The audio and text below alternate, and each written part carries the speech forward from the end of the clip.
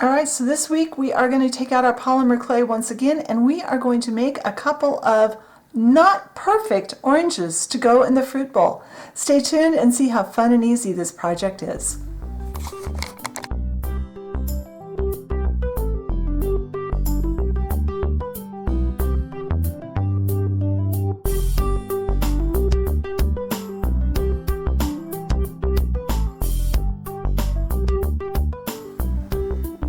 All right, this week we are going to make an orange to sit in that fruit bowl. Now, if you want to make a sliced orange, I already have a video for that on the channel. I'll try to put a link in the blog post to that video if I don't forget. If I forget, remind me. But this orange is going to be made to just sit whole in our fruit bowl. So let's look at our orange. Now, this one admittedly has been in my fruit bowl for probably past its prime at this point, but that's okay.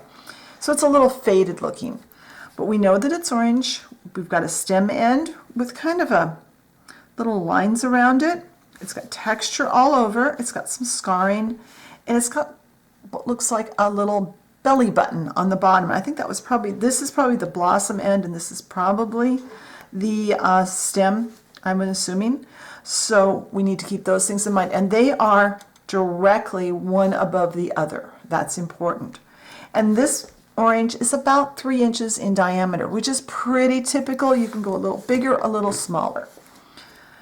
So that would translate to about 3/4 of an inch to an inch. An inch would give you a 3-inch orange if you translate it by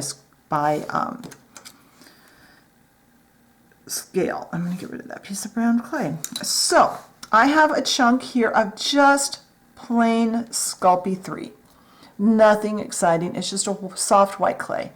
You could use any white clay. And in that video I referred to a moment ago, a little more, I showed you how to do a different way to do the orange color on the outside. Today is going to be a very quick and easy way to do it. That one, because it was a sliced orange and orange slices, we needed the orange color in clay for the inside, so I used it for the skin also. Today we're going to paint the skin. So I've got a couple of balls of clay here, and I'm going to make approximately a 1-inch ball out of each. So I'm going to have 2 oranges here when I get done. And this one might be a little smaller, and that's okay. Oranges come different sizes. It's all right to have a couple of sizes of oranges. Same with apples. So now I have a pretty good orange size ball. And this one's got a couple of folds in it, but I'm okay with that, because of the fact that will look like scars on the skin, just like this one has. When you see it has some lines like that. So that's okay. We may even emphasize those a little bit. So first we are going to texture our clay, and to do that I have a wire brush. This is sold like with the tools for cleaning tools. I think I probably got this in a set from Harbor Freight years ago. It's one of my favorite tools to use to texture clay when I'm looking for this kind of texture. I used it in that video I referred to a moment ago too. So I'm going to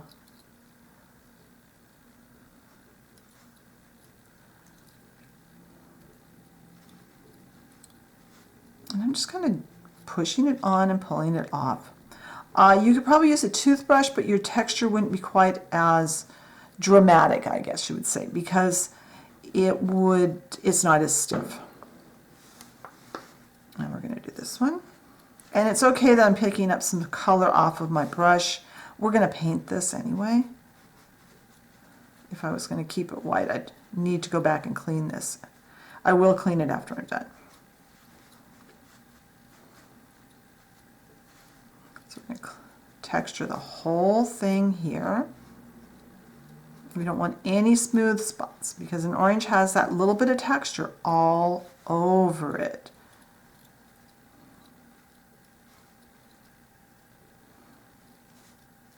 Now I have a couple of toothpicks on my table, so I'm going to grab a toothpick. In fact, I'm going to grab 2 toothpicks. I'm going to put a toothpick into each one of these, and that's going to do 2 things. It's going to give me a handle for the next step, but it's also going to be the start of that little belly button looking hole at the bottom.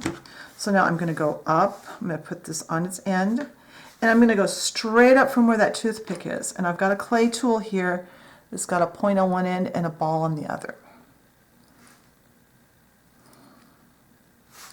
So it's as close as possible to being right above that.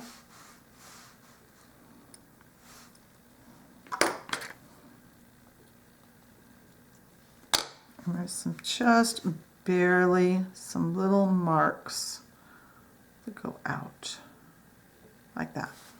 I'm going to take this and I'm going to kind of make it go under there. Now I have some brown scrap clay. This is just some that came out of my scrap bag. When I do a project and I've got leftover clay that I've mixed, I usually throw it into my scrap bag. Now I'm going to take just, and this is just a brown stripy mass of clay. You could just use a piece of brown clay, but I like to use up my scraps when I make things.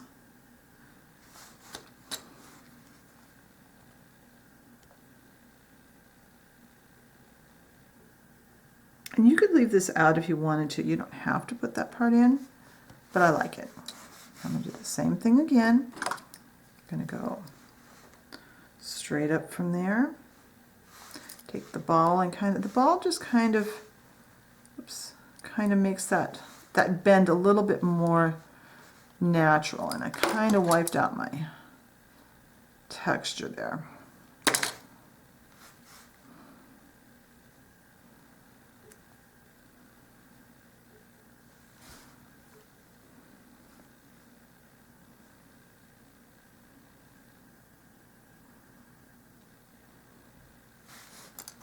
Once again, just a little tiny bit of this brown clay.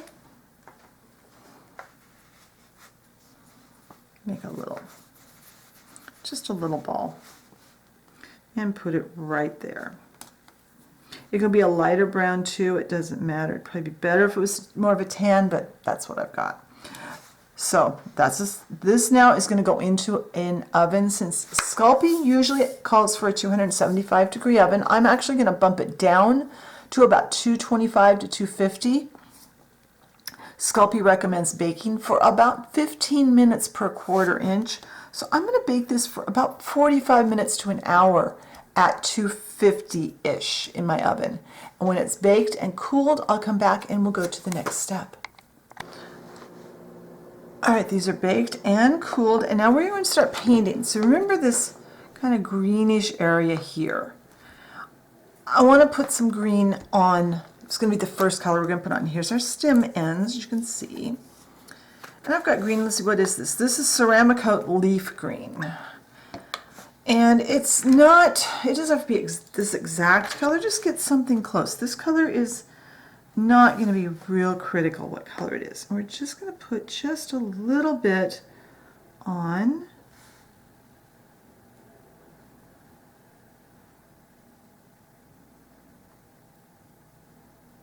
And probably about just about that much on that one. Probably about the same on this guy.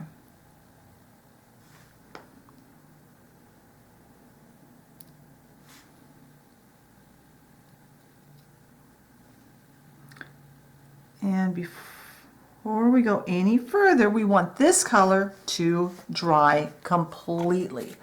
So I'm going to go wash my paintbrush out, and I'm going to let this sit until this is completely dry, and then I'll be back. All right, the green has dried. It's actually been a couple of days now. So now we're going to put on just a little bit of yellow paint. We're going to layer this, because by layering it, we're going to get a more realistic look to our orange in the end. And this is just, it's Anita's acrylic paint, and this is daffodil yellow. Any kind of cool yellow will work. And I'm going to try out a different brush today. This is a stencil type brush. I actually got this at Dollar Tree, and I wanted to see how it works for this, because I think, yeah, that's going to give me more the kind of coat I want. And I'm going to kind of randomly, whoops, just stuck my finger right in that wet paint. Oop. And you kind of pounce up and down with this type of brush. And I think what I will do is I'll do kind of the top part of this on camera, and then I'm going to give this about some time to dry. I'm not covering the whole thing, but after this paint dries, I'm going to flip these over. Off camera, I'll put some more yellow on the bottom half of these. In the meantime, I've got just a plastic container. This, I was thinking it had guacamole in it. I don't remember what was in there. I'm going to put that over my paint to keep it wet. I'm going to go wash my brush. Actually, I'm not going to wash my brush because I'm going to come right back. I'm going to do the wet wipe trick. If you wrap your paintbrush up in a wet wipe, it will stay good for a couple of hours. I wouldn't leave it that way for very long, but if you're coming back and forth on a regular basis during the day, like I just want this acrylic paint to dry. If I wash my brush, I'm not only wasting the paint that's in the brush, I'm getting my brush wet, and then I'll have to either get a different brush, or if I use the wet brush, it's going to make the paint very wet and very liquidy. This way it keeps my brush nice and moist, and then when I'm all done with the yellow paint, I will wash the brush out. So like I said, the yellow paint can dry, and I will paint some more yellow around the bottom sides, and I'll show you when I come back when it's all dry.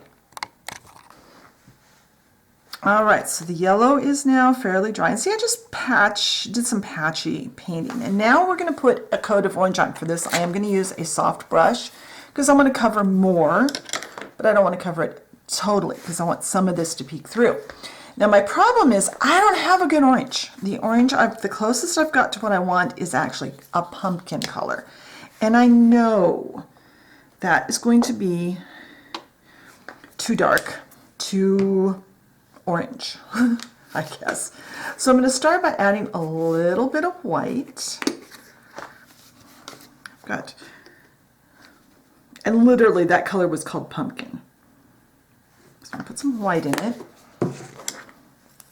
And since I forgot to bring a toothpick, I'm just going to use the end of my paintbrush. All right, that lightened it up, but it's still too dark. So I'm going to put some yellow in it. Sticking with the same yellow that I used already on the orange. And I'm not using the brush end of my brush to mix this because I don't want to get this paint up too high on the brush, up into this part of the brush. That ruins the brush. So I'd rather use the end of this. That's close. It needs a little more yellow and I think a little more white, and then I think we're going to be okay. That more white, and a lot of times I'll do this. I will mix a color to get what I want.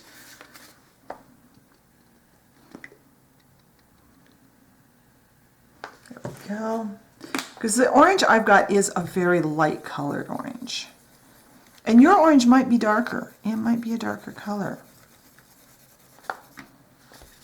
Oh, I like that color, and I like the fact it's not a solid color. Now I'm going to get a wet wipe out. I'm going to start by wiping my fingers and then my brush handle. And now this is going to be a little bit on the messy side, but that's okay. A little paint won't kill us. Now I'm going to try and keep so that we can see some of those colors underneath. I don't want to see any white though.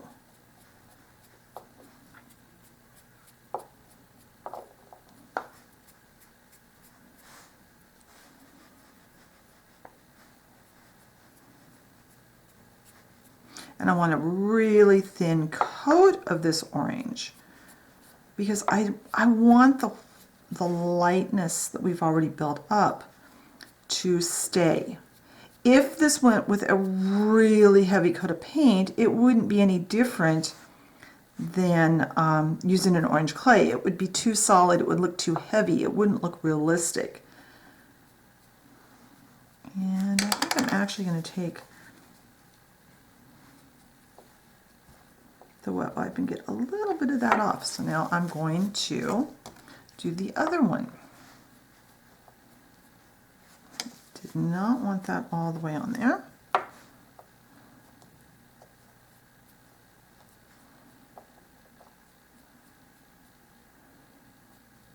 But by putting this paint all in layers, we get a much more realistic looking piece of fruit.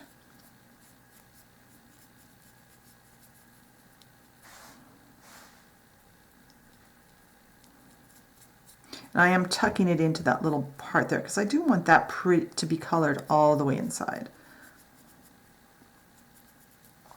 And now I am going to get a clean one. First I'm going to wipe my fingers off. I'm going to put my plastic container over my paint again in case I want that, because I think I am going to use that again for, we may need another coat. I may decide I want another coat. I'll see how this looks when it dries. But I also am going to want to put a wash of a slightly brown version of that color and kind of pick up so we see a few of those imperfections, because like this orange has a few spots that have some kind of brownish color. So we're going to let this orange dry. When it's dry, I'll come back and we will see what comes next. All right, so the paint is pretty much dry, and I like it, except I want to cover this green just a little bit more. I got a little more green on there, I think, than I really want. So I'm going to kind of dab this up on both of them. I think I'm going to have to touch up the stem end too.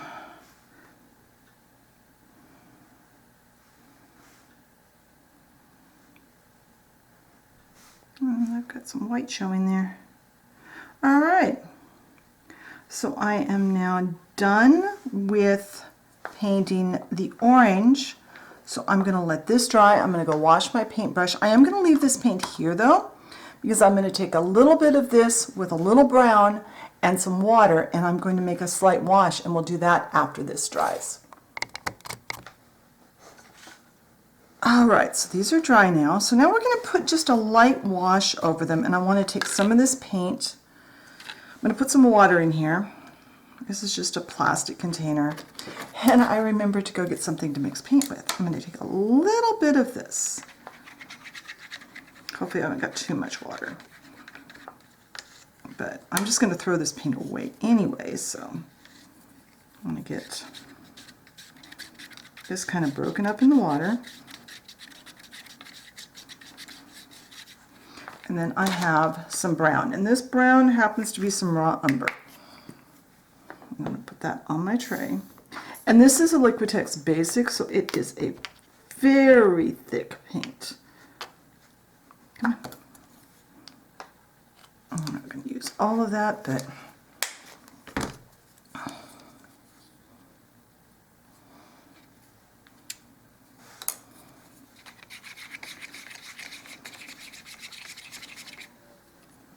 I might be using all of that.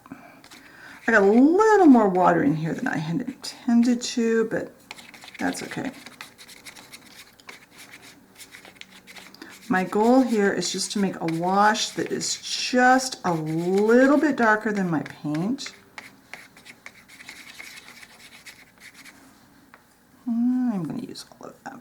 I didn't think I would need that much, but I do. That's what I'm looking for. That's fine. Okay. I've got a soft brush, and I'm going to take this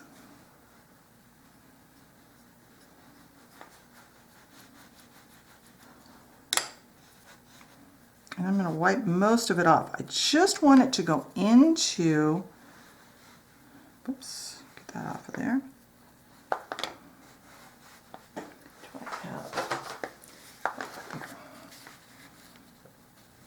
I just want it just enough that it goes into some of these little dents. There. That will just kind of make it pop. It'll make those little specks, those little spots we put in, the texture kind of, they'll pop a little. They'll show a little more. So I am going to fuss around with this.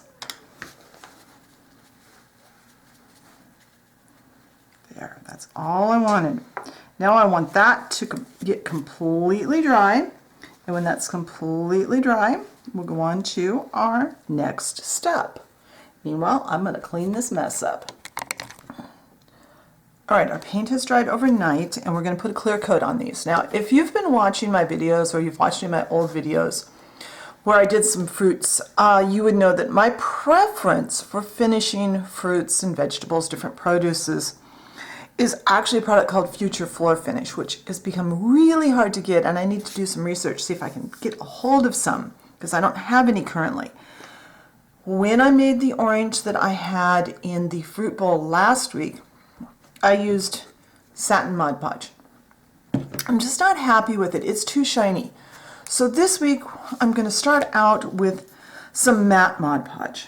And we'll see, I'll see how I like it. Now what I've done is I've got a crumpled up piece of aluminum foil, because that will give us a place to set this, and it won't be sitting flat on anything. It will have some air and just be touching a few spots.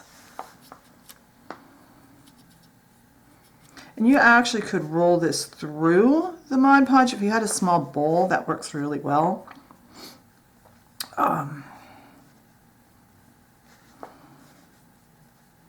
But I'm just going to do it that way. I want a fairly thin coat. And when this is dry, I will probably go back and touch up those stems, because I want those to be a more matte anyway, like the paint. And